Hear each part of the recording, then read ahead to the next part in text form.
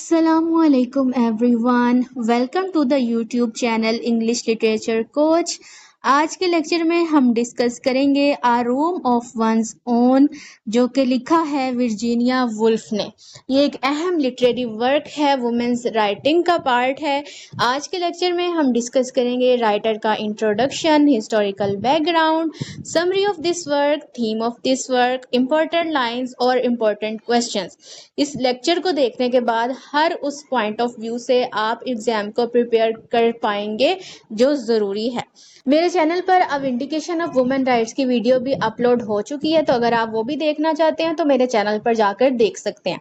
चलिए आज के लेक्चर को स्टार्ट करते हैं। अ रूम ऑफ वंस ओन के बारे में कुछ इंपॉर्टेंट पॉइंट्स लिखे हैं मैंने, वो वन बाय वन डिस्कस कर लेते हैं। अ रूम ऑफ वंस ओन जो है वो 1929 में पब्लिश हुई थी, और अ रूम ऑफ वंस ओन जो है वो 2 लेक्चर्स पर बेस करती है जो कि वर्जीनिया वुल्फ ने डिलीवर किए थे निनहम कॉलेज और गिटन कॉलेज में, जो women's colleges at University of Cambridge है, इन अक्टूबर 1928। इस बुक को 6 चैप्टर्स में डिवाइड किया गया है, और इस बुक का मेन थीम ये है कि वुमेन को फाइनेंशियल इंडिपेंडेंस की और अपने प्राइवेट स्पेस की ज़रूरत होती है अपनी क्रिएटिविटी को एक्सप्रेस करने के लिए। चलिए नेक्स्ट हम देखते हैं राइटर के इंट्रोडक्शन को। राइटर का बर्थ हुआ था 1882 में और डेथ हुई थी 1941 में। वर्जीनिया वुल्फ का फुल नाम है एडेलाइन वर्जीनिया स्टीफन। ये नाम आपने याद रखना है, एमसीक्यूज में आपको पूछ सकते हैं। वर्जीनिया वुल्फ जो है वो होम स्कूल्ड थी, और इंग्लिश क्लासिक्स में और विक्टोरियन लिटरेचर में उनकी होम स्कूलिंग थी, यानी कि बचपन में उन्हें स्कूल में नहीं भेजा गया, घर में ही उनकी स्कूलिंग की गई। ठीक है, बाद में वो चली गई किंग्स कॉलेज लंदन में। वुल्फ ने जो है वो लिखना शुरू किया था प्रोफेशनली 1900 में, और जो उनके इम्पोर्टेंट वर्क हैं वो हैं मिसिस डेलोवी जो कि पब्लिश हुआ था 1925 में, और टू द लाइट हाउस जो कि पब्लिश हुआ था 1927 में। हम ये भी कह सकते हैं कि जो वर्जीनिया वुल्फ है ना, वो पायनियर है मॉडर्निस्ट लिटरेचर की, और इनको जाना जाता है एक टेक्निक के नाम से जो है स्ट्रीम ऑफ कॉन्शियसनेस।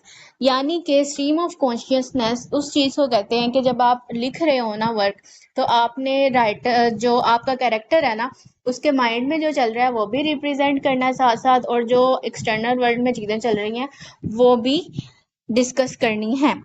तो जो वर्जीनिया वुल्फ के वर्क्स हैं ना, उसमें हमें ये स्ट्रीम ऑफ कॉन्शियसनेस का एलिमेंट देखने को मिलता है। नेक्स्ट हमारे पास है हिस्टोरिकल बैकग्राउंड इस लिटरेरी वर्क का। वुमेन्स सफरेज थी। Women in Britain had recently gain the right to vote. Women suffrage एक मूवमेंट थी जो कि रन की गई थी, जिसकी वजह से जो है ब्रिटेन में औरतों को वोट का हक मिला था। फिर क्या था कि उस टाइम में पेट्रियार्कल सोसाइटी थी, तो वुल्फ ने क्या किया, अपने वर्क के ज़रिए क्रिटिसाइज किया पेट्रियार्कल नॉर्म्स को, और जो वुमेन को लिमिटेड किया जा रहा था ना चीज़ों को लेकर, उस चीज़ को हाईलाइट किया। ठीक है, फिर पर्सनल एक्सपीरियंस भी कुछ उसका ऐसा था कि जिसने उसे ये वर्क लिखने पर मजबूर किया। तो उसके घर का माहौल कुछ इस तरह का था जिसकी वजह से उसने अपने इन थॉट्स को एक्सप्रेस किया दुनिया के सामने।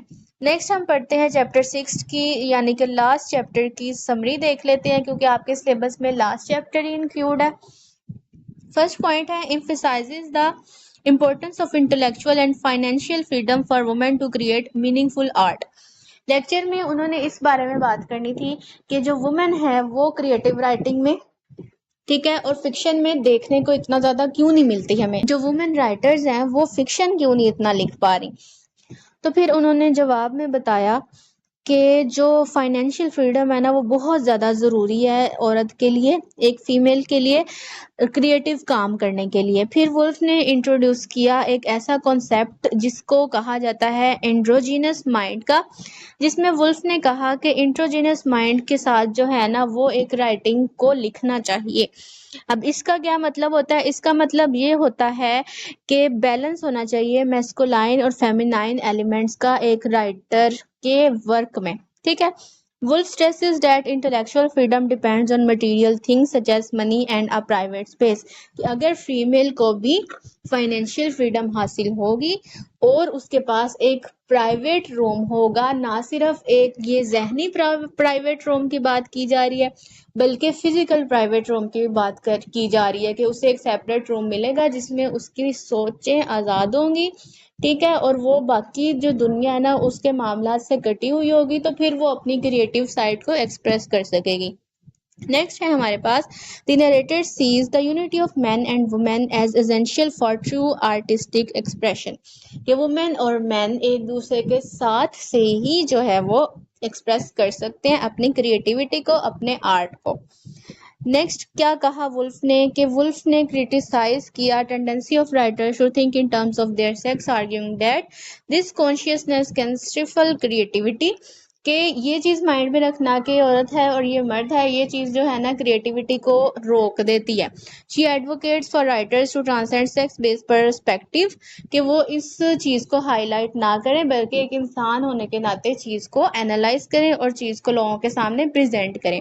फिर हमारे पास है the narrator reiterates the significance of financial independence, जो कि मैंने आपको पहले भी बताया, ठीक है। और फिर ये क्यों उसने कहा था, citing her own experience of receiving an inheritance that allowed her to pursue her writing without financial burdens. जो इनहेरिटेंस मिली थी वुल्फ को, उसी के जरिए जो है वो राइटिंग के फील्ड में आ सकी थी, वरना वो इस चीज़ में ना आ पाती। इस वजह से जो है वो इसने इस चीज़ को भी हाईलाइट किया। नेक्स्ट है हमारे पास कि वुल्फ ने कंक्लूड किस चीज़ पे किया कि वो उम्मीद करती है कि जो वुमेन है वो अच्छा वर्क प्रोड्यूस कर पाएगी जो सोसाइटल एक्सपेक्टेशंस और फाइनेंशियल लिमिटेशन से जो है वो बहुत दूर होगा, ठीक है, उससे आज़ाद होगा।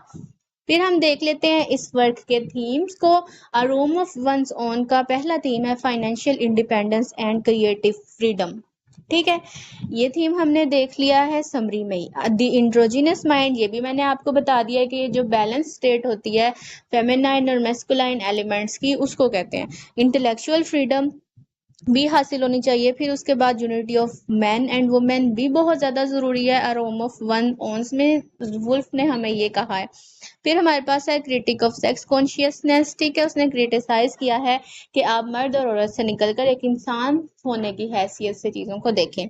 फिर हमारे पास है फ्यूचर ऑफ वुमेन्स राइटिंग, क्योंकि उसने एक्सपेक्ट किया, वो उम्मीद करती है कि जो है वो वुमेन ज़्यादा क्रिएटिविटी वाला वर्क करेगी इन फ्यूचर में। नेक्स्ट हमारे पास इंपॉर्टेंट क्वेश्चंस हैं। ये इंपॉर्टेंट क्वेश्चंस मैंने इसलिए आपके सामने प्रेजेंट किए हैं कि बच्चों को नहीं पता होता कि क्वेश्चंस किस नौयत के आ सकते हैं, ठीक है। तो एग्जाम पॉइंट ऑफ व्यू से जो चीज़ें आपको आ सकती हैं वो मैं अपने लेक्चर्स में ज़रूर डिस्कस करती हूँ। तो अगर आप और भी सब्जेक्ट पढ़ना चाहते हैं तो आप कमेंट में मुझे बता सकते हैं। इंशाल्लाह मैं मज़ीद सब्जेक्ट्स भी जो हैं अपने चैनल पर लॉन्च करूँगी। तो पहला इंपॉर्टेंट क्वेश्चन है हमारे पास, discuss the significance of financial independence for women writers in room of one's own. How does Woolf argue that economic freedom is essential for creative expression. कि किस तरह से फाइनेंशियल इंडिपेंडेंस के एलिमेंट को highlight किया गया इसमें है, और आपने बताना है कि वो किस तरह से क्रिएटिव एक्सप्रेशन जो है उसके लिए ज़रूरी हो गई है इकोनॉमिक फ्रीडम। इस क्वेश्चन को अच्छी तरह से आपने पहले समझना है, जो भी क्वेश्चन आपको एग्जाम में आएगा, फिर उसके बाद उसके अकॉर्डिंग आपने राइट करना जो भी कॉन्सेप्ट मैंने आपको इस लेक्चर में दिया।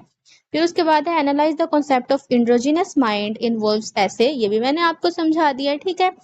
फिर उसके बाद तीसरा इंपॉर्टेंट क्वेश्चन है significance of title a room of one's own. चूंकि टाइटल ही रिप्रेजेंट कर रहा है कि अंदर क्या बात होने वाली है, टाइटल पढ़ के आपको पता चलता है ना, अ रूम ऑफ वंस ओन, किसी का अपना कमरा, ठीक है, उस चीज की तरफ इशारा कर रहा है। तो प्राइवेट स्पेस की इंपॉर्टेंस को आपने हाईलाइट करना है, ठीक है। इंटेलेक्चुअल फ्रीडम की इंपॉर्टेंस को हाईलाइट करना है इस क्वेश्चन में, अगर ये वाला क्वेश्चन आपको आ जाता है। फिर उसके बाद है discuss Woolf's critique of patriarchal society and its impact on women's life and creativity. Patriarchal society होने की वजह से वुमेन की क्रिएटिविटी पे और वुमेन की लाइफ पे किस कदर इफेक्ट पड़ता है, ये आपने डिस्कस करना है। And how does she argue that women's potential is stifled by societal expectations and limitations. कि वुमेन को जब अपॉर्चुनिटी नहीं मिलती तो वो किस तरह से उसके टैलेंट्स और उसके पोटेंशियल जो है वो पसे पर्दा चले जाते हैं। नेक्स्ट हमारे पास इंपॉर्टेंट लाइंस हैं। इंपॉर्टेंट लाइंस लिखने से आपका जो एग्जाम है वो बहुत ज़्यादा अच्छा लगता है, आपका पेपर बहुत अच्छा लगता है। आप कोटेशन की सूरत में इन लाइंस को भी लिख सकते हैं। A women must have money and a room of her own if she is to write fiction.